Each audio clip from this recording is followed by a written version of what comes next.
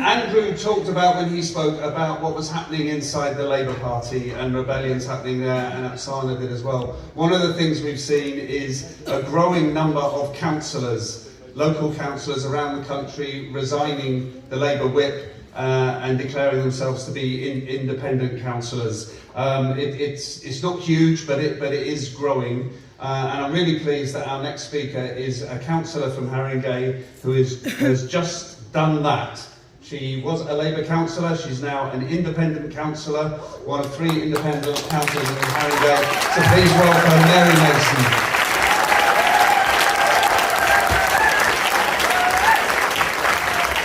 Hi everybody, and thank you very much for inviting me to speak here today. It's not very far from here to Haringey, so I'm particularly pleased that I can be part of this protest in this area. So my name is Mary Mason, I'm a councillor. I was a Labour councillor, and now I'm independent. I resigned from Labour with 2 other comrades in Haringey, and I bring their solidarity greetings to this meeting as well. We may be only 3 in number in Haringey, but there are nearly 100 of us across the country, and hopefully we are growing. We're growing in number because we are not able to support the imperialist, racist stance that Starmer has taken and many in the Labour Party have followed.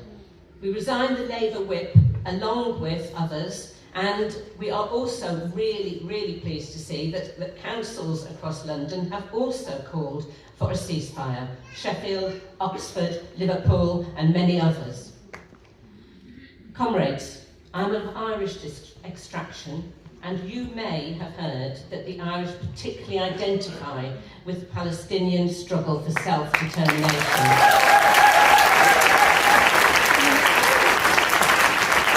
My family came from the border of Ireland and were particularly affected by the minority rule in Ireland by British interests, there to protect British interests. The white minority rule state in South Africa also served imperial interests by securing sea routes around the Cape. The British governments in Northern Ireland, the apartheid government in South Africa, and imperialism worldwide reserved rights and privileges for one group while they kept the other group in a state of permanent subjugation. Just as Protestant Ulster and white minority rule in South Africa served the imperialist agenda, so apartheid Israel is a necessary part of imperial interests today. The deaths of Palestinians are numbers to be divided into exclusion areas and treated as less than human. Let's remember that there are Israelis who support a ceasefire and very many Jewish people in this country, and elsewhere, who understand the threat of Zionism and the consequences of the right-wing Israeli government's apartheid laws and genocidal actions. They join us and the worldwide call for an end to the 75-year persecution of Palestinian people. To understand what is happening from the 7th of October this year to today, we cannot start, as the Israeli, US and British governments do, with an action 2 months ago. The history of the persecution of Palestinians includes the destruction of homes, displacement, and killing of over 15,000 Palestinians, with many sources saying 40% are children. That is 6,000 children killed in Gaza, plus those killed in the renewed IDF and settler violence in the West Bank.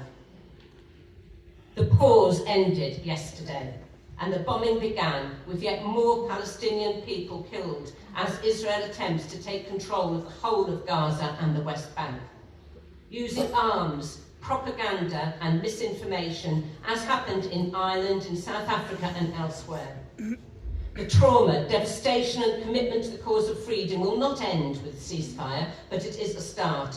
Everything before that is a continuation of genocide. Our new group in Haringey Council, the Independent Socialist Group, tabled a motion at our full council meeting last month. We highlighted the number of children killed in the war, noted particularly the words of UN Secretary General Antonio Guterres that Gaza is becoming a graveyard for children.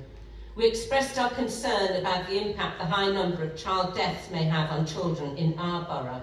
We argued against all forms of racism, including anti-Semitism and Islamophobia, particularly as directed as residents in Haringey. And of course, we call for an immediate ceasefire in Gaza and the release of all hostages. Although we have a ceremonial mayor, under pressure from the Labour Group leadership, he ruled our motion out of order, on the grounds that it didn't impact on Haringey, which has a large number of Jewish, Palestinian and Muslim children. Children who've been suspended from school for drawing the Palestinian flag on their hands. We welcome Sadiq Khan calling for a ceasefire, but the position in local government and local Labour parties in London is particularly dire. Purges have ensured that councils and CLPs are tightly controlled by the Starmer leadership. People across the world have called for the equality of all people, an end to racist and apartheid laws, freedom for Palestine and a ceasefire now. As independent socialists, we're part of that call, and we will be demonstrating next Saturday and joining you in calling for a permanent ceasefire now.